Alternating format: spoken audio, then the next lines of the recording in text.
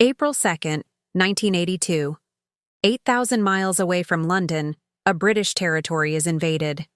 For Argentina's military junta, it was a high-stakes gamble to reclaim islands they called Las Malvinas. For the 1-800 Falkland Islanders, it was the beginning of a terrifying occupation. And for the prime minister of a nation that seemed to be in terminal decline, it was the ultimate test. This is the story of how one speech, delivered in a moment of national crisis, didn't just set the stage for war, it forged the legacy of the Iron Lady. To really get the crisis of 1982, you first have to understand the state of Britain at the time. The 1970s had been a pretty grim decade, bogged down by a failing economy, out-of-control inflation, and paralyzing strikes. By the early 80s, things felt even worse. The country was in a severe recession, with unemployment hitting levels not seen since the Great Depression. Manufacturing, once the nation's backbone, was in freefall. Riots in the inner cities and widespread social unrest painted a picture of a nation coming apart at the seams. And the Prime Minister, Margaret Thatcher, seemed to be on borrowed time. Her radical economic policies, while meant to fix the economy, were deeply unpopular. Just months before the invasion, her approval ratings were so low, she was one of the most unpopular prime ministers in modern polling history. Her political future looked bleak. Britain, it seemed, was a nation in managed decline, its post-imperial hangover now a chronic illness. Its military had been downsized, and its influence on the world stage felt like a distant memory. Meanwhile, in Argentina, another government was staring down its own crisis. A brutal military junta, led by General Leopoldo Galtieri, was grappling with a wrecked economy and widespread protests against its oppressive rule. The junta, which had seized power in 1976 and presided over a dirty war, where tens of thousands of its own citizens disappeared, was losing its grip. They desperately needed something to unite the country and make their rule seem legitimate. They found their answer in a long-held national obsession, that small, windswept archipelago in the South Atlantic.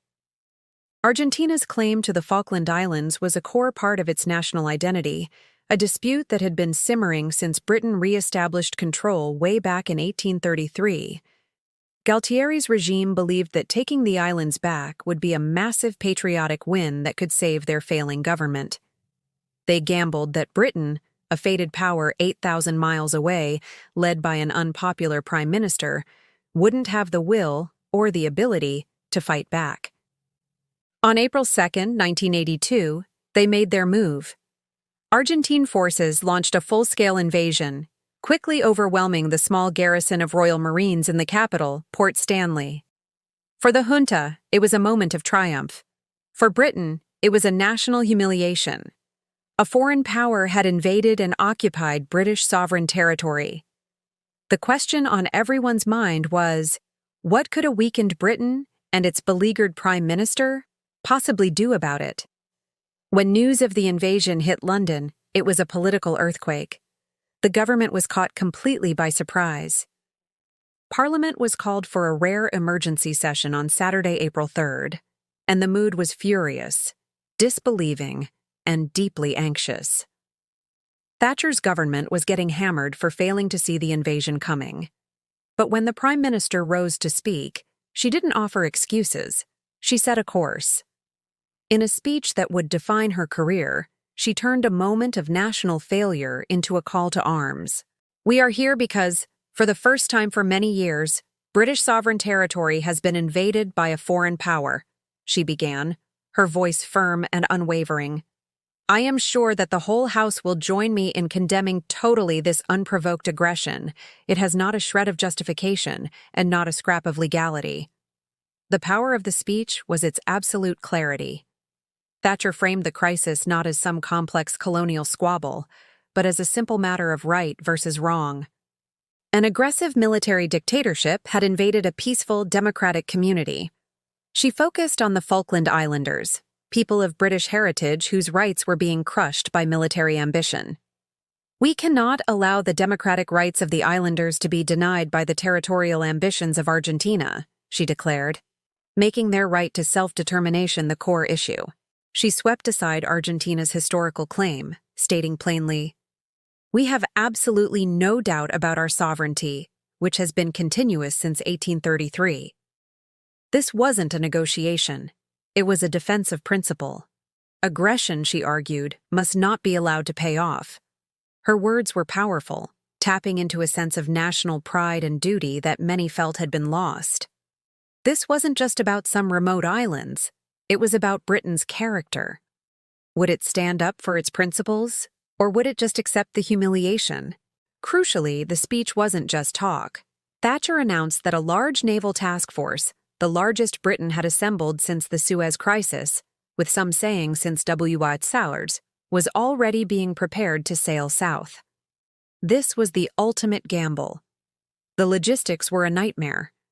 Britain would have to project military power 8,000 miles across the ocean, with absolutely no guarantee of success. The task force was a hastily assembled fleet of warships, bulked up by civilian ships pulled into service, including the luxury liners Queen Elizabeth II and Canberra. It was a monumental risk, but Thatcher's speech had united Parliament and soon, the public. Support for military action soared. The gamble was on. A nation that seemed to be on its knees was about to go to war.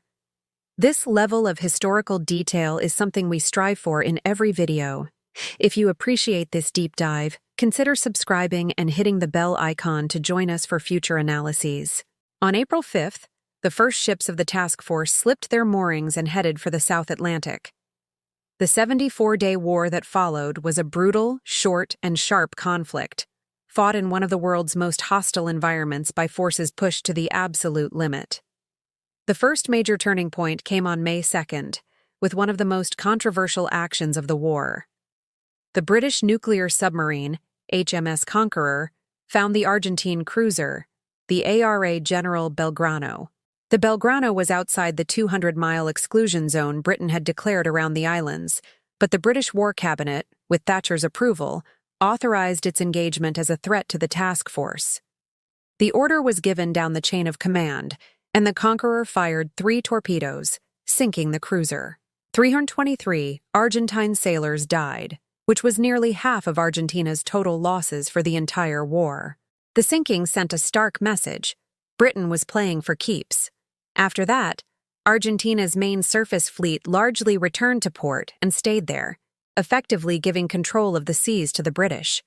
With the naval threat neutralized, the land campaign began. On May 21st, British troops landed at San Carlos Water on East Falkland. Their first big objective was the settlement of Goose Green. The battle that started on May 28th was the first and longest land fight of the war. About 600 British paratroopers faced a well-dug-in Argentine force of over 1,200 soldiers. The fighting was ferocious. The British commander, Lieutenant Colonel H. Jones, was killed leading a charge on a machine gun post and was posthumously awarded the Victoria Cross for his bravery. Despite being outnumbered, the para's superior training and aggression won the day.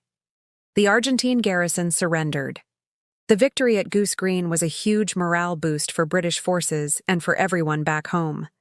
It proved that British soldiers could defeat their opponents in a straight-up land battle. From there, British forces began the long, grueling yump across the boggy, unforgiving terrain of East Falkland, marching toward the final prize, the capital, Port Stanley. After a series of short, sharp battles for the mountains around the town, British troops closed in. On June 14, 1982, the Argentine forces in Stanley surrendered. The war was over.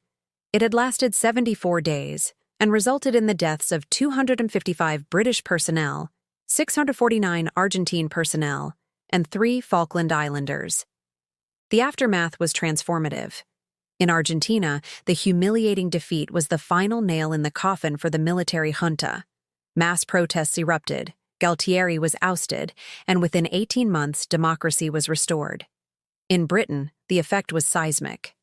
Margaret Thatcher, once the unpopular prime minister on the verge of political ruin, was now hailed as a national hero. The Falklands factor sent her approval ratings through the roof. from a low of 23% before the war to a high of 59% after. The victory gave her the political power she needed to push through her controversial domestic policies, crush the miners' strike, and secure a landslide re-election in 1983. It cemented her image, at home and abroad, as the Iron Lady, a leader of unshakable resolve. The war changed how Britain saw itself. The story of inevitable decline was shattered, replaced with a renewed sense of national pride. It showed that Britain, despite its changed circumstances, could still project power and defend its interests on the world stage.